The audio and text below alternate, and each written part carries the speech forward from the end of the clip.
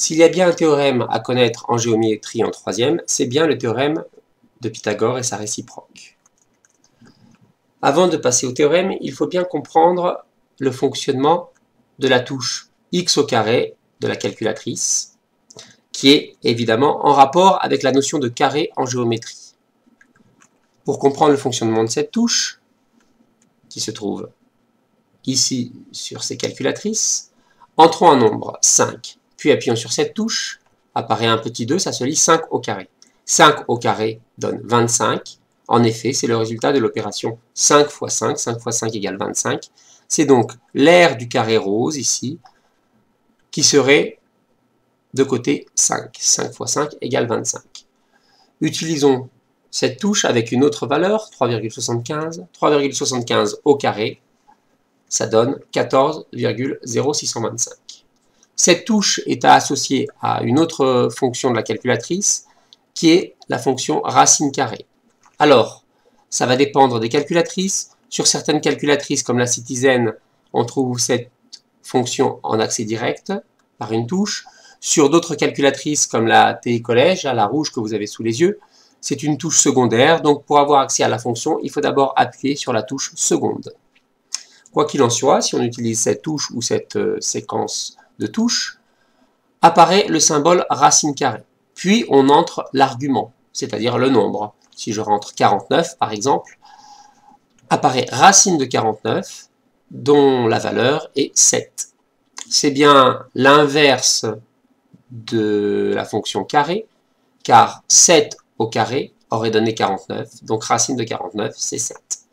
Maintenant que nous avons revu le fonctionnement de ces deux touches, on va pouvoir énoncer le théorème de Pythagore. Le théorème de Pythagore est valable dans une figure particulière qui est le triangle rectangle.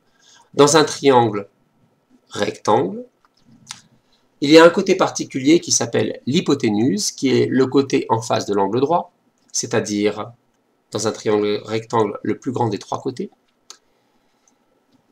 Dans un triangle rectangle, le carré construit sur l'hypoténuse, qu'on appelle le carré de l'hypoténuse, est égal à la somme des deux carrés des côtés de l'angle droit. Le théorème de Pythagore est donc un théorème qui concerne les aires des carrés construits sur les trois côtés d'un triangle rectangle.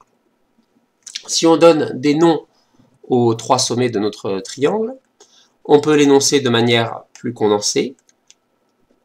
Si ABC est un triangle rectangle en A, alors le carré de l'hypoténuse BC fois BC, c'est BC au carré. Le carré de BA, c'est BA au carré. Et le carré de AC, c'est AC au carré. Donc on aura BC au carré égale AB au carré plus AC au carré. Voilà l'égalité de Pythagore. Alors il faut bien faire attention qu'elle concerne des carrés, c'est-à-dire les aires des carrés construits sur les trois côtés d'un triangle rectangle. Avec ce théorème, on va pouvoir avoir plusieurs applications. Première application, calculer l'hypoténuse d'un triangle rectangle connaissant les longueurs des deux côtés de l'angle droit. Autre application, presque identique, dans un triangle rectangle, si on connaît l'hypoténuse et un des côtés de l'angle droit, trouver la longueur de l'autre côté de l'angle droit. Nous avons aussi la possibilité, avec le théorème de Pythagore ou sa réciproque, de savoir si, connaissant les trois côtés d'un triangle, déterminer si ce triangle va être ou non rectangle. Voilà les différentes applications du théorème de Pythagore ou de sa réciproque. Le premier cas de figure, c'est donc celui où on cherche l'hypoténuse d'un triangle rectangle connaissant les longueurs des deux côtés de l'angle droit. On sait, d'après le théorème, que le carré de l'hypoténuse BC, c'est-à-dire BC au carré, ici, est égal à la somme des carrés des deux autres côtés. Ici, AB au carré plus AC au carré. Avant de pouvoir appliquer cette égalité de Pythagore, il faut s'assurer qu'on est bien dans les conditions du théorème. Eh bien oui, donc on le rappelle, ABC est un triangle rectangle en A, et on justifie notre égalité de Pythagore en disant d'après le théorème de Pythagore. Si on continue le calcul, on va pouvoir remplacer AB par sa valeur, 5 au carré, plus AC au carré, 12 au carré. Continuons le calcul avec la calculatrice. On tape 5 au carré plus 12 au carré, ce qui donne 169. On a donc la valeur de BC au carré qui vaut 169. Mais attention, nous n'avons pas terminé car 169, ce n'est pas la longueur de l'hypoténuse, c'est le carré de cette longueur. Il va falloir donc utiliser la touche racine carrée. BC égale racine carrée de 169, autrement dit, racine carrée.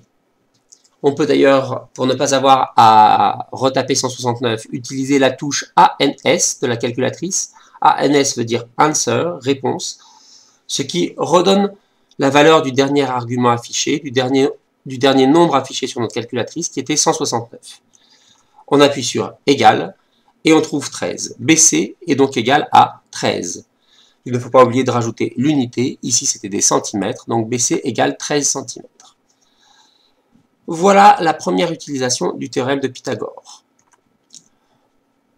On peut donc aussi, avec le théorème de Pythagore, déterminer la longueur d'un des côtés de l'angle droit si on connaît les deux autres longueurs dans un triangle rectangle. Alors, rédigeons ce calcul dans le cadre de cette figure. Pour calculer EF, on va dire que DEF est un triangle rectangle en E. D'après le théorème de Pythagore, et là, on va écrire que EF au carré est égal à DF au carré moins, alors attention, on doit faire une soustraction car là, ce qu'on connaît c'est la longueur de l'hypoténuse, donc on doit au carré de la longueur de l'hypoténuse soustraire le carré du côté de l'angle droit qu'on connaît, c'est-à-dire ici DE au carré. EF au carré est donc égal à 11 au carré moins 9 au carré. On tape ceci sur notre calculatrice, 11 au carré moins 9 au carré, ce qui donne 40. Là encore, c'est le carré du côté que l'on cherche, donc pour avoir la longueur du côté que l'on cherche, EF, on écrit que c'est égal à racine de 40. Tapons racine de 40 ou bien racine de la réponse en utilisant la touche ANS. Et on trouve une valeur décimale avec une partie décimale qui a l'air de s'étendre à l'infini. On ne peut donc en donner qu'une valeur approchée avec ce petit symbole à peu près égal. Et là, on peut prendre deux chiffres après la virgule, par exemple 6,32 en n'oubliant pas l'unité. EF est donc à peu près égal à 6,32. Dans ces deux calculs, on a donc utilisé le théorème de Pythagore. C'est ce que j'appelle la rédaction Pythagore 1. Mais il y a d'autres possibilités d'utiliser soit le théorème de Pythagore, soit sa réciproque. C'est pour savoir si un triangle est rectangle ou non lorsqu'on connaît les trois longueurs de ses côtés. Commençons par l'exemple de droite. Ici, nous avons un triangle ABC avec trois longueurs, 10 cm, 8 cm et 6 cm. Si ce triangle était rectangle, son hypoténuse serait AC, puisque c'est la longueur la plus grande. J'ai bien dit si. Ce qu'on va faire, c'est qu'on va calculer deux choses. Alors, j'appelle ce type de rédaction une rédaction rideau, c'est-à-dire que on va séparer notre espace de rédaction en deux parties. Nous allons faire un calcul de chaque côté, puis comparer les résultats. Du côté gauche, on va calculer le carré de AC, et du côté droite, on va calculer la somme des deux carrés, AB au carré plus BC au carré. Donc, AC au carré, c'est 10 au carré, c'est-à-dire 100. De l'autre côté, AB au carré plus BC au carré, c'est 6 au carré, plus, pour BC au carré, 8 au carré. 6 au carré, c'est 36, plus 8 au carré, ça fait plus 64. 36 plus 64, cela fait 100. On compare maintenant les deux côtés du rideau. Eh bien, on obtient le même résultat.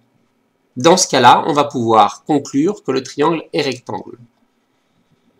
Comment rédige-t-on? On rédige comme cela. Comme AC au carré est égal à AB au carré plus BC au carré, alors, d'après, cette fois c'est la réciproque du théorème de Pythagore, et non pas le théorème lui-même, d'après la réciproque du théorème de Pythagore, on peut en conclure que le triangle ABC est rectangle, en n'oubliant pas de préciser en quel angle. Eh bien, il est rectangle en B.